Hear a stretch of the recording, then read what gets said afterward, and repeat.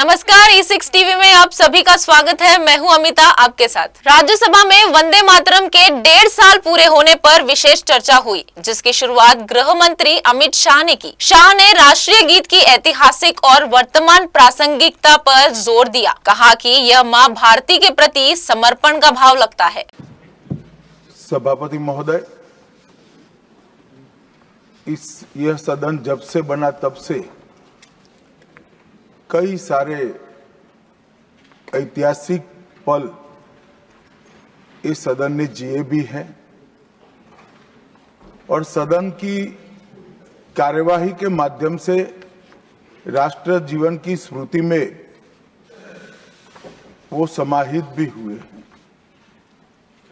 मेरा मानना है कि ये जो आपका निर्णय है, सदन का निर्णय है कि वंदे मातरम के 150वें साल के प्रवेश पर ये महान सदन वंदे मातरम के भाव के लिए, वंदे मातरम के यशोगान के लिए और वंदे मातरम को चिरंजीव बनाने के लिए एक चर्चा करे और इस चर्चा के माध्यम से विशेषकर हमारे देश के बच्चे, किशोर, युवा, आने वाली पीढ़ियों तक वंदे मातरम का आजादी के लिए योगदान, वंदे मातरम गान की रचना में राष्ट्रभक्ति और राष्ट्र की संस्कृति के प्रति समर्पण का जो भाव है, उसका आने वाले महान भारत की रचना में योगदान, इसके संकल्प के साथ जुड़ाव, ये सभी चीजों से हमारी आने वाली पीढ़ियां भी युक्त हो। इसलिए मैं आपका और सदन के सभी सदस्यों का हृदय पूर्वक बहुत बहुत अभिनंदन करना चाहता हूं कि आज ये चर्चा यहां पर आकार ले रही है। महोदय, हम सब सौभाग्यशाली हैं कि हम एक ऐतिहासिक पल के साक्षी भी बन रहे हैं और इसमें हिस्सा भी ले रहे हैं। ये महान सदन में जब वंदे मातरम की चर्चा हो रही है, तब कल कुछ सदन सदस्यों ने लोकसभा में प्रश्न उठाया था कि आज वंदे मातरम की चर्चा, वंदे मातरम पर चर्चा की जरूरत क्या है। महोदय, वंदे मातरम पर चर्चा की जरूरत, वंदे मातरम के प्रति समर्पण की जरूरत वंदे मातरम बना तब भी थी, आजादी के आंदोलन के वक्त भी थी, आज भी है और जब 2047 में महान भारत की रचना होगी तब भी रहे, क्योंकि अमर कृति मां भारती के प्रति, भारत माता के प्रति समर्पण, भक्ति और कर्तव्य के भाव जागृत करने वाली कृति है। इसलिए जिनको आज वंदे मातरम की चर्चा क्यों हो रही है वो समझ में नहीं आ रहा है। मुझे लगता है कि उन्होंने नए सिरे से अपनी समझ पर ही सोचने की जरूरत है। कुछ लोगों को इसमें दिखता है कि बंगाल में चुनाव आने वाला है, इसलिए वंदे मातरम की चर्चा हो रही है। वो वंदे मातरम के महिमा मंडन को बंगाल के चुनाव के साथ जोड़कर कम करना चाहते हैं। ये सही है कि वंदे मातरम की रचनाकार बंकिम बाबू बंगाल में पैदा हुए, बंगाल में गीत की रचना हुई और आनंद मठ, जिसमें बाद में वंदे मातरम समाहित हुआ, उसकी पृष्ठभूमि भी की बंगाल थी। मगर जब वंदे मातरम का प्रकटीकरण हुआ, वंदे मातरम बंगाल तक सीमित नहीं रहा था, देश तक भी सीमित नहीं रहा था। दुनिया भर में जहां पर आजादी के दीवाने थे वो गुप्त बैठक भी करते थे, तो पहले वंदे मातरम का गान कर बैठक की शुरुआत। और आज भी सरहद पर हमारा जवान जब अपना सर्वोच्च बलिदान देता है, ये आंतरिक सुरक्षा के लिए देश के पुलिस का जवान सर्वोच्च बलिदान देता है, तो जब वो अपने प्राण त्यागता है, इसके मुंह पर एक ही मंत्र होता है, वो वंदे मातरम। मान्यवर, ये वंदे मातरम का गान, वंदे मातरम का गीत, ये भारत माता को गुलामी की जंजीरों से मुक्त करने का नारा बना था, आजादी के उद्घोष का नारा बन चुका था, आजादी के संग्राम का एक बहुत बड़ा प्रेरणा स्रोत बना था, और शहीदों को अंतिम बलिदान, सर्वोच्च बलिदान देते वक्त अगले जन्म में भी भारत में ही जन्म लेकर फिर से मां भारती के लिए बलिदान करने की प्रेरणा वंदे मातरम से मिली। और ये चिर पुरातन राष्ट्र को अनेक सदियों तक अपनी संस्कृति के रास्ते पर आगे बढ़ाने की प्रेरणा भी कई सारे मनुष्यों को इस वंदे मातरम से मिली। वंदे मातरम की दोनों सदनों में इस चर्चा से, वंदे मातरम के महिमा मंडन से, वंदे मातरम के गौरव गान से हमारे बच्चे, किशोर, युवा और आने वाली कई पीढ़ियां वंदे मातरम के महत्व को भी समझेगी और उसको राष्ट्र के पुनर्निर्माण का एक प्रकार से आधार भी बनाएगी। मान्यवर, बंकिम चंद्र चट्टोपाध्याय जी ने 7 नवंबर 1875 को वंदे मातरम की रचना उनकी सार्वजनिक हुई। यह दिन कार्तिक शुक्ल नवमी का था। अक्षय नवमी या जगदात्री पूजा के रूप में यह दिन मनाया जाता है।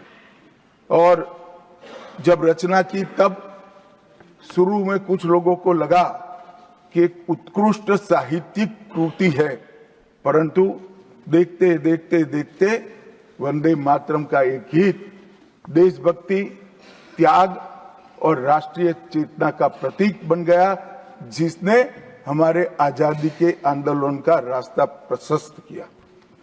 और कब वंदे मातरम की रचना हुई? वंदे मातरम की रचना की पृष्ठभूमि हम सब ने जरूर याद करनी चाहिए। उसकी पृष्ठभूमि में सदियों तक इस्लामिक आक्रमण को झेलकर इस देश की संस्कृति और इस देश का इतिहास झंझोड़ने का काम, शीर्ण वीर्ण करने का काम हुआ था। उसके बाद अंग्रेजों ने अपने शासन के काल में, भारत के गुलामी के काल में एक नई सभ्यता, एक नई संस्कृति हमें थोपने का प्रयास किया था। और उस वक्त ये वंदे मातरम का रचना बंकिम बाबू ने की, और वो रचना के अंदर बहुत बारीकी से जो हमारी मूल सभ्यता थी, हमारा सांस्कृतिक राष्ट्रवाद था, देश को माता के रूप में कल्पना कर कर, देश की माता के रूप में जो कल्पना की, इसकी आराधना करने की हमारी परंपरा थी, उसको उन्होंने पुनः प्रस्तापित किया था। और इसीलिए ये गीत देखते देखते कोई प्रचार के बगैर, उस वक्त ना सोशल मीडिया था, ना प्रचार के कोई साधन थे, उल्टा जो सरकार थी वो तो उसको रोकना चाहती थी, प्रतिबंध लगाती थी। वंदे मातरम बोलने वालों पर कोड़े बरसाए जाते थे, जेल में डाल दिए जाते थे। फिर भी वो सारे प्रतिबंधों को पार कर कर हर एक व्यक्ति के मन को भी छुआ, आत्मा को भी छुआ, और अनेक प्रताड़नाएं झेलते हुए भी वंदे मातरम कश्मीर से कन्याकुमारी तक फैल गया। मान्यवर, ये एक प्रकार से भारत के संस्कृति के प्रति श्रद्धा रखने वाले सभी लोगों को पुनः जागरण का मंत्र बन गया। गुलामी के कालखंड में कई मंदिर, विश्वविद्यालय, कला केंद्र, हमारी कृषि व्यवस्था है, हमारी शिक्षा व्यवस्था, कई सारी लाइब्रेरी, अस्त व्यस्त हो गई, तोड़ दी गई, शीर्ण वीर्ण कर दी गई, मगर हमारी संस्कृति, उसके भाव को हमारे जनमानस से कोई नहीं मिला। मगर एक जरूरत थी वो भाव को जागरूक करने की और वो भाव को पुनः संगठित करने की। उसी वक्त बंकिम बाबू ने वंदे मातरम की रचना की और देखते देखते वंदे मातरम का नारा अक्रॉस द कंट्री, पूरे देश में ट्रैवल कर गया मान्यवर, और अंडमान निकोबार की जेलों तक पहुंच गया। उसको ना अंग्रेज रोक सके, ना अंग्रेजों की सभ्यता को स्वीकारने वाले लोग रोक सके। मान्यवर, वंदे मातरम ने एक ऐसे राष्ट्र को जागरूक किया जो अपनी दिव्य शक्ति को भुला चुका था। राष्ट्र की आत्मा को जागरूक करने का काम वंदे मातरम ने किया। यह इसीलिए महर्षि अरविंद ने कहा, वंदे मातरम भारत के पुनर्जन्म का मंत्र है। श्री अरविंद का ये वाक्य, इसका गर्भित अर्थ वो वंदे मातरम की महत्ता को बताता है। मान्यवर, अरविंद घोष ने यह भी कहा कि देश को एक ऐसे मंत्र की आवश्यकता थी और ईश्वर ने उसे साकार करने के लिए ही बंकिम बाबू को इस भूमि पर भेजा। श्री अरविंद का वंदे मातरम के लिए भाव बच्चे बच्चे के लिए एक प्रेरणा स्रोत बन गया और हमारे आजादी का नारा बन गया। मान्यवर, हमारे देश को जो लोग समझते हैं, लोग जो जानते हैं, वो सभी लोगों को मालूम है कि हमारा देश पूरी दुनिया में एक प्रकार से अनूठा देश है। दुनिया के कई देशों की रचना अधिनियमों से हुई, कहीं युद्धों के कारण हुई, कहीं युद्ध के बाद संधि के कारण हुई। भारत एकमात्र ऐसा देश है जिसकी सीमाएं कोई अधिनियम से तय नहीं की है। हमारे देश की सीमाएं हमारी संस्कृति ने तय की है और संस्कृति ने इस भारत को जोड़ कर रखा है। और इसीलिए सांस्कृतिक राष्ट्रवाद का जो कंसेप्ट था, उस सांस्कृतिक राष्ट्रवाद के कंसेप्ट को, सांस्कृतिक राष्ट्रवाद के विचार को सबसे पहले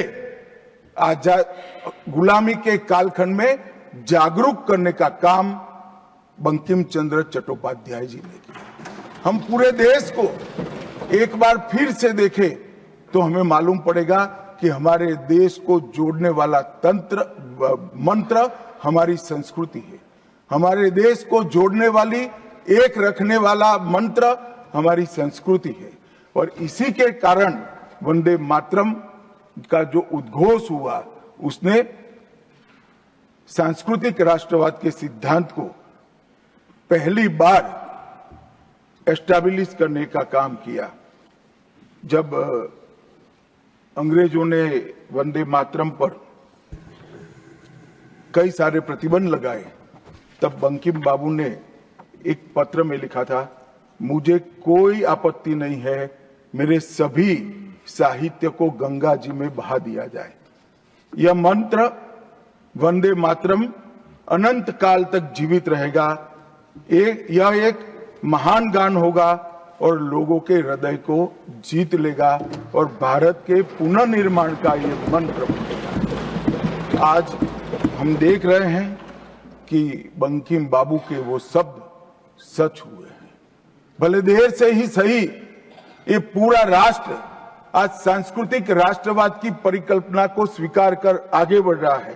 और मान्यवर, हम सब जो भारत माता की संतानें हैं, वो मानते हैं कि ये देश कोई जमीन का टुकड़ा नहीं है, वो उसको हम माँ के रूप में देखते हैं और उसका भक्ति गान भी करते हैं, और वो भक्ति गान की अभिव्यक्ति ही वंदे मातरम है। मान्यवर, आज मैं सदन में जब ये चर्चा हो रही है तब बताना चाहता हूं, वंदे मातरम की रचना में हमारे जीवन में देश की, भारत माता की कल्पना का जो योगदान है, उसको बहुत अच्छे तरीके से भावना के साथ वर्णन किया है। जल, फल और समृद्धि तीनों की दायिनी भारत माता को बताया गया। शोभित पुष्पों से मन को प्रफुल्लित करने वाली भी भारत माता को बताया गया। सरस्वती, लक्ष्मी, दुर्गा, ये तीनों का जो स्वरूप है वो भारत माता है। एक प्रकार से हमारा समृद्धि, हमारी सुरक्षा, हमारा ज्ञान, हमारा विज्ञान, ये सब भारत माँ की ही कृपा है और उसकी आराधना से ही प्राप्त हो सकता है। इतना बड़ा एक संकल्प बंकिम बाबू ने रखा। दुर्गा की वीरता, लक्ष्मी की संपन्नता और सरस्वती की मेघा, ये तीनों हमें भारत माँ की कृपा ही दे सकती है, यह मिट्टी ही दे सकती है। इसीलिए इसको बार बार प्रणाम करना चाहिए, माँ को प्रणाम करना चाहिए। मान्यवर, एक प्रकार से जिसकी उद्घोषणा 150 साल पहले बंकिम बाबू ने की, ये विचार तो बहुत चिर पुरातन है। रामायण के अंदर प्रभु श्री राम ने भी जब उनको सलाह दी गई कि इतनी वैभवशाली लंका है, आप लंका जीत ही लिए हो, तब अयोध्या जाकर क्या करना है, यहीं रह जाते हैं। तब उन्होंने कहा कि माता और मातृभूमि ईश्वर से भी बड़ी होती है, मैं माता और मातृभूमि का त्याग करूं। मातृभूमि के महिमा मंडन प्रभु श्री राम ने भी किया। मातृभूमि का महिमा मंडन आचार्य शंकर ने भी किया और मातृभूमि का महिमा मंडन आचार्य चाणक्य ने भी किया। ये सभी ने समय समय पर हमारे अस्तित्व को मातृभूमि के साथ जोड़ने का काम किया। मातृभूमि ही हमें पहचान देती है, वो ही हमें भाषा देती है, वो ही सभ्य जीवन जीने की संस्कृति का आधार बनाती है और वो ही हमारे जीवन को ऊपर उठाने का अवसर देती है। इसलिए मातृभूमि से ज्यादा कुछ हो नहीं सकता। ये भाव जो चिर पुरातन भाव था, उसको बंकिम बाबू ने पुनर्जीवित किया और वो घनघोर रात्रि जैसे गुलामी के कालखंड के अंदर जैसे एक बिजली प्रकाश फैला देती है, उसी प्रकार से वंदे मातरम के गान ने घनघोर अंधेरे के अंदर, जन जन के अंदर गुलामी की मानसिकता छोड़कर आजादी की प्राप्ति, स्वराज की प्राप्ति का एक जोश जगाने का काम किया। मान्यवर, महर्षि अरविंद ने वंदे मातरम को गीत नहीं, हमारी आध्यात्मिक शक्ति का प्रतीक माना। उन्होंने बहुत सुंदर तरीके से वर्णन किया है कि स्थूल, सूक्ष्म और कारण तीनों प्रकार से वंदे मातरम भारत की शक्ति को जगाता है। स्थूल शरीर, वंदे मातरम का उच्चारण हमारी शरीर में शक्ति और उत्साह भरता है। राष्ट्रभक्ति की क्रिया प्रक्रिया शक्ति को जगाती है। सूक्ष्म शरीर हमारे भावनाएं, हमारे विचारों को वो शुद्ध करता है और हमारी चेतना को वो जागरूक करता है। और कारण आध्यात्मिक शरीर में भी उन्होंने कहा कि बंकिम बाबू एक ऋषि चेतना से प्राप्त मेघा से ही वंदे मातरम की रचना की है। और बहुत अच्छे तरीके से उन्होंने कहा, यह गीत केवल देशभक्ति की, देश प्रेम की अभिव्यक्ति नहीं है, बल्कि भारत माता की दिव्य शक्ति का आह्वान है। भारत की मूल चेतना, सनातन शक्ति, उसको पुनर्जीवित करने का ये वंदे मातरम मंत्र है। और इसीलिए आजादी के वक्त सभी हमारे नेताओं ने वंदे मातरम को आजादी के आंदोलन का आधार बनाने का काम किया। कई सारे हमारे आजादी के संग्राम के सेनानी जिनको अंग्रेजों ने फांसी पर चढ़ाया, इस सब में एक चीज सामान्य निकल कर आती है, तो फांसी के तख्ते पर चढ़ते चढ़ते जो शहीद अंतिम शब्द बोले वो सभी के मुंह से वंदे मातरम ही निकला। स्वदेशी का आह्वान करना हो, विदेशी माल का बहिष्कार करना हो, राष्ट्रीय शिक्षा का आह्वान जगाना हो, हर वक्त राष्ट्रभक्ति जगाते वक्त वंदे मातरम का उद्घोष इस देश ने सुना भी, इस देश ने महसूस भी किया। पंजाब के गदर आंदोलन में वंदे मातरम के शीर्षक से कई पर्चे बांटे गए। महाराष्ट्र में वंदे मातरम के विशेष अंक गणपति और शिवाजी के उत्सव में बांटे जाते थे। तमिलनाडु में सुब्रह्मण्यम भारती जी ने तमिल अनुवाद कर हिंद महासागर को भी क्रांति की चेतना से आंदोलित कर दिया था। मान्यवर, 1907 में कलकत्ता में वंदे मातरम नाम का एक अंग्रेजी अखबार शुरू हुआ, जिसके संपादक महर्षि अरविंद थे। ब्रिटिश सरकार ने उसको सबसे खतरनाक राष्ट्रवादी पत्र माना। वो राष्ट्रवादी भी कहते थे और खतरनाक भी कहते थे, और श्री अरविंद पर राजद्रोह का मुकदमा भी चला और उनको सजा भी गई। अंततोगत्वा उसको प्रतिबंधित कर दिया। मान्यवर, कांग्रेस के अधिवेशनों ने भी वंदे मातरम के महिमा मंडन को, वंदे मातरम के गान को गाया।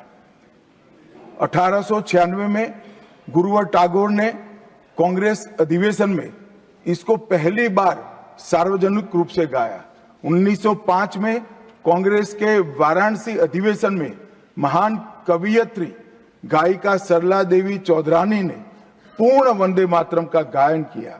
और 15 अगस्त 1947 को जब देश आजाद हुआ, सुबह 6:30 बजे सरदार पटेल के आग्रह पर पंडित ओमकार नाथ ठाकुर जी ने आकाशवाणी से अपने मधुर स्वर में वंदे मातरम का गान कर देश को भावुक कर दिया। और ये सभी भावना को देखते हुए संविधान सभा की अंतिम बैठक 24 जनवरी 1950 को संविधान सभा के अध्यक्ष राजेंद्र प्रसाद जी की अध्यक्षता में जो हुई, उसमें राष्ट्रगान के बराबर सम्मान देते हुए वंदे मातरम को राष्ट्रगीत घोषित करने का काम किया। मान्यवर, मैं कल देख रहा था कांग्रेस के कई सदस्य आज वंदे मातरम की चर्चा क्यों जरूरी है और इसको एक राजनीतिक हथकंडा या तो मुद्दों पर से ध्यान भटकाने का एक हथियार मानते थे। मान्यवर, मुद्दों पर चर्चा करने से कोई नहीं डरता है। संसद का बहिष्कार हम नहीं करते हैं। संसद का बहिष्कार अगर करना है, संसद का बहिष्कार न करे, संसद चलने दे, तो सब मुद्दों पर चर्चा होगी। हमें कुछ डरने जैसा नहीं है, छिपाने जैसा नहीं है। कोई भी मुद्दा हो, हम चर्चा करने के लिए तैयार है। परंतु वंदे मातरम के गान की चर्चा को, वंदे मातरम के गान पर की चर्चा को टालने की ये मानसिकता ये नई नहीं। मान्यवर, ये तो वंदे मातरम का 150वां साल है। हर महान रचना का, हर महान घटना का महत्वपूर्ण साल कई मायनों में हमारे देश में मनाता जाता है। तो ये तो 150वां साल है। अब हम थोड़ा पीछे मुड़कर देखते हैं। मान्यवर, जब वंदे मातरम के 50 साल हुए तब क्या हुआ? वंदे मातरम के 50 साल हुए, देश आजाद नहीं हुआ था। और वंदे मातरम की स्वर्ण जयंती हुई 1937 में। तब जवाहरलाल नेहरू जी ने वंदे मातरम के 2 टुकड़े कर उसको 2 अंतरों तक सीमित करने का काम किया। कांग्रेस पार्टी की 50वें साल में जो एक प्रकार से वंदे मातरम का महिमा मंडन करने की पद्धति थी,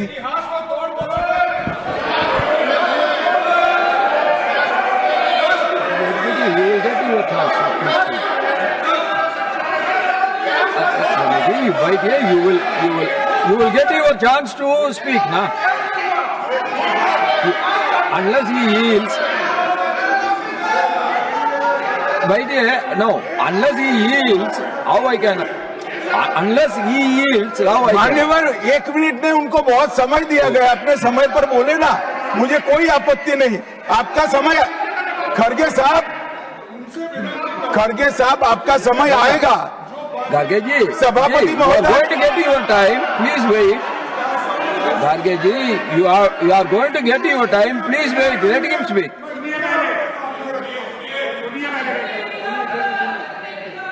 मान्यवर 50वें पड़ाव पर वंदे मातरम को सीमित कर दिया गया। वहीं से तुष्टीकरण की शुरुआत हुई और वो तुष्टीकरण जाकर देश के विभाजन में मान्यवर मेरे जैसे कई लोगों का मानना है कांग्रेस पार्टी को पसंद आए ना आए, अगर वंदे मातरम के तुष्टीकरण की नीति के तहत 2 टुकड़े न करते तो देश का बंटवारा नहीं होता और देश पूरा होता। मान्यवर 50 साल के बाद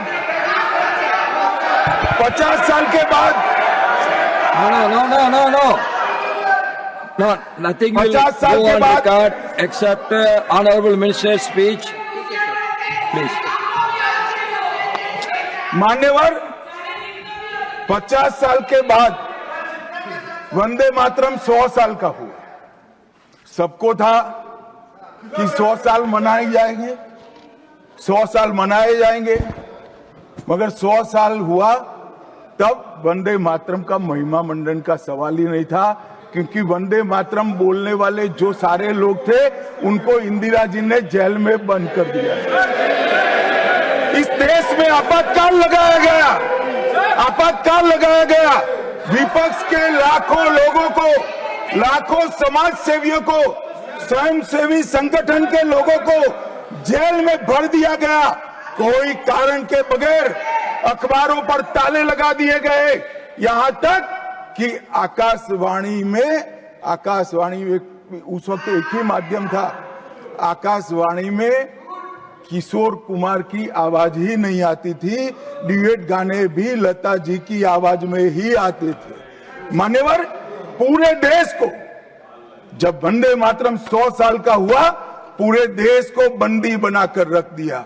और कल 150वां साल है। 150वें साल में लोकसभा में चर्चा हुई। साहब ये कांग्रेस पार्टी की स्थिति देखिए, जिस कांग्रेस पार्टी के अधिवेशनों की शुरुआत गुरुवर टैगोर जैसे लोग वंदे मातरम गा कर कराते थे। वंदे मातरम कांग्रेस पार्टी के आजादी के आंदोलन का एक मंत्र बना था। वो वंदे मातरम के महिमा मंडन करने के लिए जब लोकसभा में चर्चा हुई, गांधी परिवार के दोनों सदस्य नदारद थे, दो में से एक भी वंदे मातरम का विरोध आज भी जवाहरलाल नेहरू से लेकर आज के कांग्रेस के नेतृत्व तक कांग्रेस के खून के अंदर बसा। मान्यवर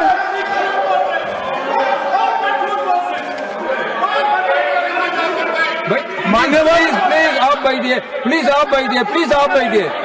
मान्यवर मैं तथ्यों के आधार पर कहता हूं, कांग्रेस पार्टी की एक नेत्री ने कांग्रेस बैठ जाओ रामदास।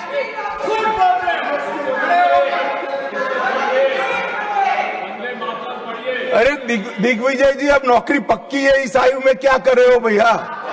अब नहीं जाएगी नौकरी। मान्यवर मैं जो कह रहा हूं वो रिकॉर्ड का हिस्सा है दूसरे सदन का। मान्यवर दूसरे सदन की चर्चा में कांग्रेस पार्टी की एक प्रमुख नेत्री ने कहा है कि वंदे मातरम की आज चर्चा की कोई जरूरत नहीं है।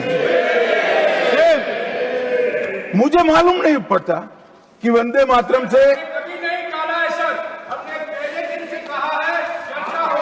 नो रमेश क्या कहा? जयराम रमेश जी प्लीज बैठिए, प्लीज आप बैठिए जी। साहब माननीय सदस्य जयराम जी का प्रॉब्लम है कि वो सिर्फ विपक्ष की ही बात सुनते हैं, अपने नेताओं की बात को सुनते नहीं है। मैंने ऐसा नहीं कहा, आपने कहा है। मैंने ऐसा कहा कि लोकसभा में चर्चा में कांग्रेस पार्टी की एक प्रमुख नेत्री ने कहा है कि अभी इस समय वंदे मातरम की चर्चा की कोई जरूरत नहीं। ये रिकॉर्ड पर है, रिकॉर्ड पर।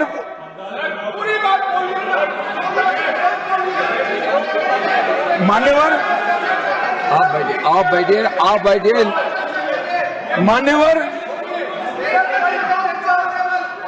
मान्यवर, जिस गीत को, जिस गान को महात्मा गांधी ने राष्ट्र की शुद्धतम आत्मा से जुड़ा हुआ गीत कहा, बिपिन चंद्र पाल ने एक राष्ट्र धर्म है जिसमें राष्ट्रभक्ति और कर्तव्य दोनों समाहित है, जिसकी अभिव्यक्ति वंदे मातरम करता है, वो वंदे मातरम का टुकड़ा करने का काम भी कांग्रेस पार्टी ने किया था। मान्यवर, अंतर्राष्ट्रीय स्तर पर भी वंदे मातरम ने हमारे आजादी के आंदोलन को गति देने का काम किया। श्यामजी कृष्ण वर्मा, मैडम भिखाजी कामा और वीर सावरकर ने जो भारत का त्रिवर्ण ध्वज निर्मित किया था, उस पर स्वर्णिम अक्षर में एक ही नाम था, वंदे मातरम। मान्यवर, बर्लिन के ओलंपिक्स में भी 1936 में गुलामी के कालखंड में भी जब हमारे हॉकी की हमारी टीम को उत्साह की जरूरत थी, प्रेरणा की जरूरत थी, कोच ने लाइन में खड़े कर भावपूर्ण तरीके से वंदे मातरम का गान किया और हम गोल्ड मेडल जीत कर आ गए। मान्यवर, भारतीय जनता पार्टी की रचना हुई तब से हमारी तो पार्टी की रचना ही सांस्कृतिक राष्ट्रवाद और ये देश अपने मूल संस्कृति के आधार पर, मूल विचारों के आधार पर चलना चाहिए, पाश्चात्य संस्कृति के आधार पर नहीं चलना चाहिए। इसीलिए हमारी पार्टी की स्थापना थी। मान्यवर, इस संसद में वंदे मातरम के गान को बंद करा दिया गया। अब फिर से खड़े हो जाएंगे कि नहीं आप गलत बोल रहे हो, मगर इस रिकॉर्ड है मान्यवर महोदय। 1992 में भाजपा सांसद श्री राम नाईक ने एक शॉर्ट ड्यूरेशन डिस्कशन के माध्यम से वंदे मातरम को संसद में फिर से गाने की शुरुआत करने के लिए एक मुद्दा उठाया और उस वक्त प्रतिपक्ष के नेता लाल कृष्ण आडवाणी जी ने बहुत प्रमुखता के साथ लोकसभा के स्पीकर को कहा कि इस महान सदन के अंदर वंदे मातरम का गान होना चाहिए, क्योंकि संविधान सभा ने इसको स्वीकारा है। और फिर लोकसभा ने सर्वानुमत से 1992 में वंदे मातरम के गान की शुरुआत की। मान्यवर, हम जब वंदे मातरम की गान की शुरुआत कर रहे थे, उस वक्त भी मैं नाम देना नहीं चाहता, वरना औचित्य के सवाल उठाएंगे, कुछ टेक्निकल मुद्दे उठाएंगे, मगर इंडी अलायंस के ढेर सारे लोगों ने, मेरे पास नाम की सूची है, इनको आपत्ति नहीं हो तो मैं पढ़ सकता हूं, ढेर सारे लोगों ने कहा था कि हम वंदे मातरम नहीं गाएंगे, ना बोल दिया। और मैंने मेरी आंख से देखा है, कई सारे सदस्य वंदे मातरम होता है तो वंदे मातरम के गान के पहले संसद में बैठे होते हैं तो भी खड़े होकर बाहर चले जाते हैं। मैं आपको विश्वास से कह सकता हूं मान्यवर, ये कह रहे हैं कि कांग्रेस पार्टी पर झूठे आरोप लगाए। मैं विश्वास से कह रहा हूं, भारतीय जनता पार्टी का एक भी सदस्य वंदे मातरम के गान के वक्त सम्मान के साथ खड़ा न हो, ऐसा हो ही नहीं सकता, क्योंकि वंदे मातरम के गान के प्रति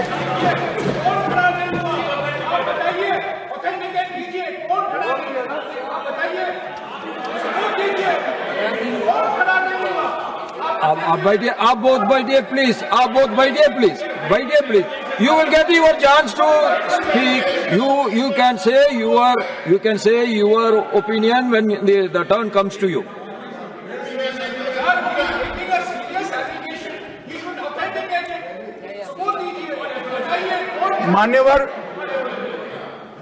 मान्यवर, अरे सुनो तो, बोल क्या करते हो भैया, मुझे सुनो तो। मान्यवर, सम्मानीय सदस्य जी ने कहा है कि कौन कौन कांग्रेस पार्टी के लोगों ने वंदे मातरम नहीं गाने के लिए स्टेटमेंट दिया है, और संसद के वक्त बाहर चले गए हैं, मैं इसकी सूची आज शाम होने के पहले सदन के पटल पर रख दूंगा। मेरा विनंती है कि वो कांग्रेस सदस्यों के नाम इस चर्चा का हिस्सा करने के लिए आप आदेश करिएगा। इस सदन की चर्चा के रिकॉर्ड पर रहना चाहिए कि कांग्रेस पार्टी के सदस्य वंदे मातरम का विरोध करते हैं। इस देश की जनता इनको जाननी चाहिए। मान्यवर, मैं दे देता हूं, दिग्विजय सिंह पढ़ लीजिएगा।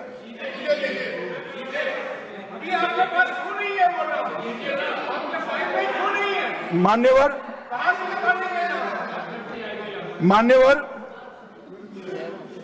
वंदे बंकिम चंद्र चटर्जी की, चट्टोपाध्याय जी की 130वीं जयंती पर हमारी सरकार ने, डाक विभाग ने एक स्टैंप जारी किया।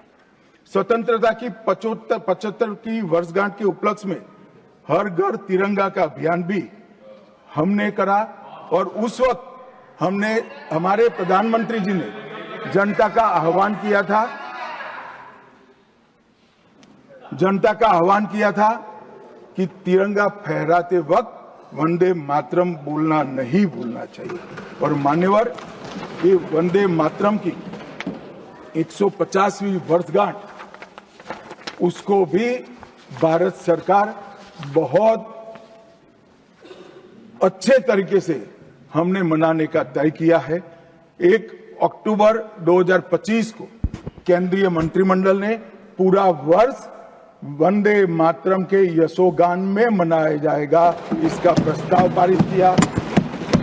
24 अक्टूबर 25 को राष्ट्रीय और अंतर्राष्ट्रीय स्तर पर समन्वयित कार्यक्रमों की रूपरेखा तय की गई।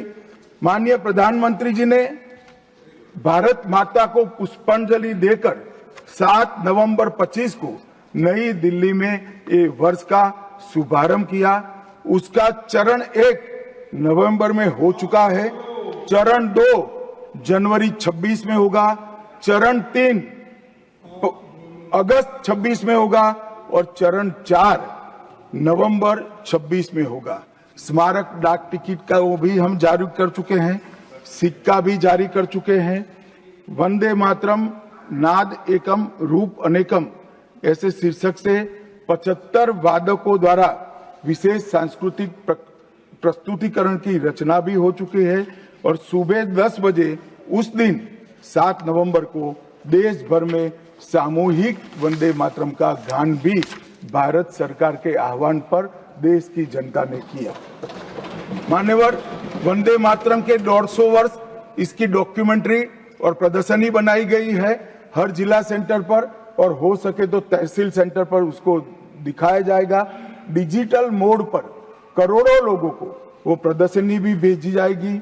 ऑल इंडिया रेडियो, दूरदर्शन और FM चैनलों पर विशेष कार्यक्रमों को प्रसारित करने का हमने आयोजन किया है। प्रेस सूचना ब्यूरो द्वारा टायर T2 और टायर 3 शहरों में चर्चा सभाएं का आयोजन होने वाला है। सभी भारतीय दूतावासों में वंदे मातरम आधारित सांस्कृतिक संध्याएं आयोजित होने वाली है। Vande Mataram salute to mother earth के तहत वृक्षारोपण अभियान चालू है। हाईवे पर देशभक्ति आधारित वंदे मातरम के इतिहास को दर्शाते हुए भित्ति चित्र भी हम रखने वाले हैं।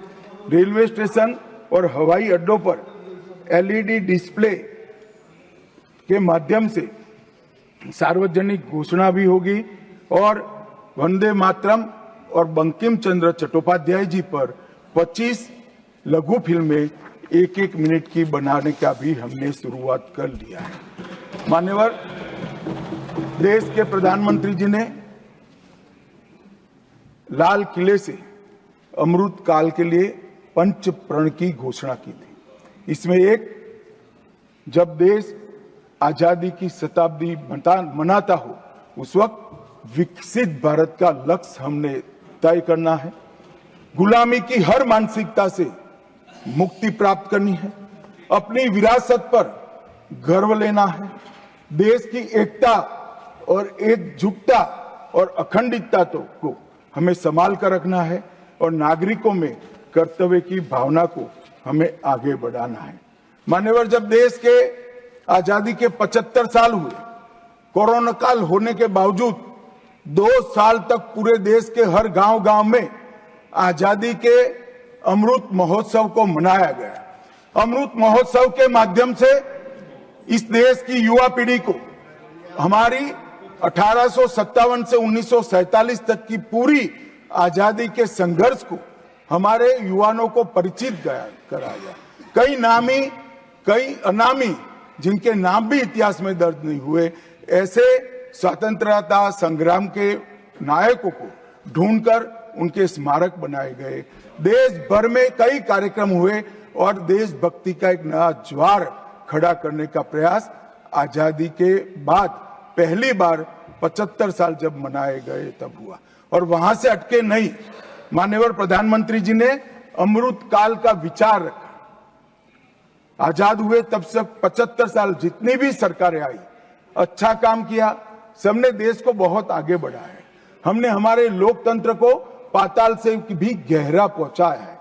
हमारे लोकतंत्र की जड़ें आज मजबूत हो चुकी है मान्यवर। मगर 75 से 100 साल का एक कालखंड अमृत काल के रूप में इसका नामकरण प्रधानमंत्री नरेंद्र मोदी जी ने करा और देश के युवाओं के सामने एक संकल्प रखा मान्यवर कि आजादी का अमृत महोत्सव से आजादी की शताब्दी तक ये जो पूरा कालखंड है वो देश को महान बनाने का कालखंड के रूप में हम उसको चैलेंज के रूप में लेंगे, एक चुनौती के रूप में लेंगे। और जब आजादी की शताब्दी मनाई जाएगी, ये देश पूरे विश्व में हर क्षेत्र में नंबर 1 पर होगा। ऐसे देश और मान्यवर संकल्प आज प्रधानमंत्री जी का अकेले का नहीं है, कोई एक पॉलिटिकल पार्टी का नहीं है। कुछ लोग भले उसको राजनीतिक नारा समझते हो, मगर ये संकल्प 140 करोड़ भारतीयों का संकल्प है और ये पूरा होकर। और इसीलिए ये दैव योगी ही है कि जब अमृत काल हम मना रहे हैं, तभी वंदे मातरम के 150वां साल आज आया है। और फिर से एक बार इसके माध्यम से हम राष्ट्रभक्ति को जगाने का काम करेंगे। मान्यवर, मैंने पहले भी कहा कि वंदे मातरम काल बाह्य कभी नहीं होगा। उसकी रचना हुई तब भी उसकी इतनी ही जरूरत थी जितनी आज है। और मान्यवर, उस जमाने में वंदे मातरम देश को आजाद बनाने का कारण बना और अमृत काल में देश को विकसित और देश को महान बनने का नारा वंदे मातरम बनेगा, इसका मुझे पूरा विश्वास है। और मैं मानता हूं कि सदन में बैठे हुए सभी सदस्यों की साझी जिम्मेदारी है कि हम बच्चे बच्चे के मन में वंदे मातरम के संस्कार पुनः जागृत करें, हर युवा के मन में वंदे मातरम के नारे को प्रस्थापित करें, हर किशोर को वंदे मातरम की व्याख्या के रास्ते पर अपना जीवन समर्पित करने के लिए उसको प्रेरित करें। और वंदे मातरम का ये उद्घोष ही हमारे आजादी के सेनानियों ने जो भारत की कल्पना की थी, वो भारत की रचना का कारण बनेगा। और मैं मानता हूं खबरों का सिलसिला इसी तरह जारी रहेगा। देखते रहिए E6 टीवी।